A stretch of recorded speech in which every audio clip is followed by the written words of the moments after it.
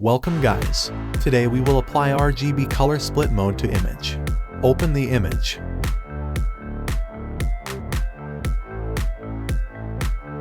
Then go to Image Panel, Adjustments, and there go to Hue and Saturation.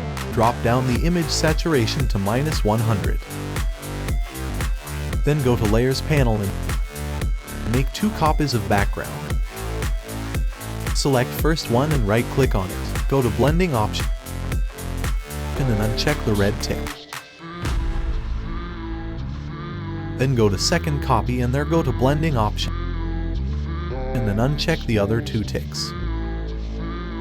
Now keep selecting that layer and shift it to right by pressing right arrow 3 to 4 times. Then select the upper layer and then shift it to left. That's all. Thanks for watching. Like, share, and subscribe the channel.